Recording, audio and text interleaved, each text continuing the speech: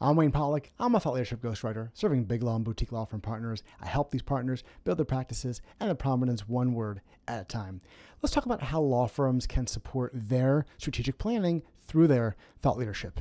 Many law firms have strategic plans in varying degrees of formality about how they want to grow their firms. Some are in writing, some exist merely in the managing partners or executive committee members' heads, but regardless of what form it may take, firms tend to have some sense of how they want to grow their firms.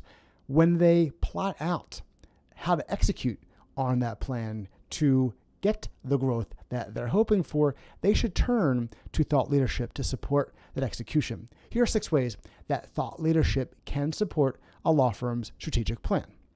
First, when attorneys want to double down in the practice areas that they already are in and in the industries they are already in, they can continue to publish thought leadership content regarding the practice areas they're in and the industries they're in. It doesn't matter if they're already known for their work in white-collar crime or the healthcare industry.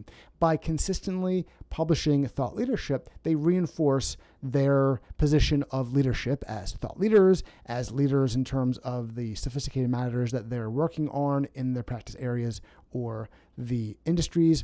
It's a reminder every time that a current or prospective client or referral source is reading the firm's materials, whether on the firm's website, its social media feeds, email newsletters, or in a third-party publication, they are getting reminded of the firm's dominance in particular practice areas or industries. Second, on a related note, attorneys can publish content regarding the kinds of matters they want more of.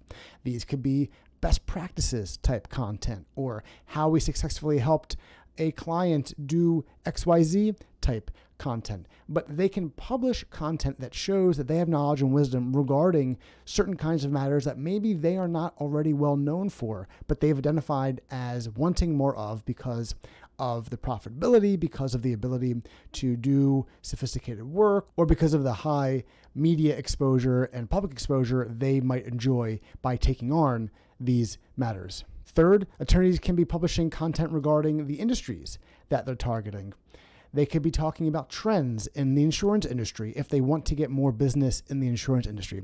They can talk about various aspects of the technology industry if they want more of that business. By producing content that's focused on industries, they can position themselves as attorneys and a law firm that knows that industry and can help players in that industry because they're demonstrating knowledge and wisdom about that industry through their thought leadership.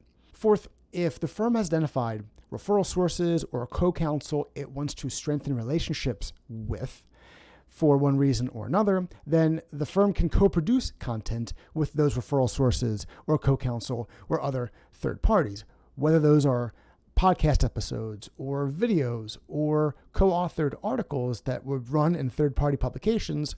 Co-authoring, co-producing is a great way for attorneys at a firm to build relationships with third parties they want to build relationships with because they can help publicize that third party, help get them some publicity, help get them some public exposure, but also in the course of creating the content, they build a relationship that might lead to the outcomes that the firm is hoping for in its strategic plan. Fifth, if there are executives and attorneys at the firm that want to execute on particular initiatives that are more on the business of law, practice of law side, such as building the firm's culture or attracting lateral partners or attracting lateral associates, then they can use thought leadership to discuss why their firm should be a desirable place for those would-be lateral partners and associates, or why the firm has certain growth opportunities that are unique to the firm, or why the firm has a unique culture compared to other law firms. They can use thought leadership to shine a spotlight on the aspects of the firm that they are looking to build on and they are using to market in terms of the business of law, practice of law initiatives in the strategic plan. Finally, sixth, and this is kind of a rising tide lifts all boats situation, but the mere act of publishing this thought leadership supports the firm's marketing and business development efforts, which I would be shocked if they were not in a law firm's strategic plan. That is how firms grow, through marketing and business development.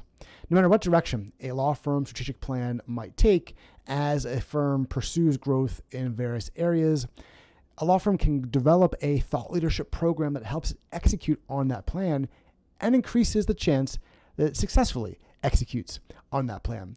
If you're interested in creating the kind of relevant, valuable, and compelling thought leadership content that can support your firm's strategic plan, check out lawfirmeditorialservice.com. We have plenty of videos, blog posts, and podcast episodes that can help you do just that.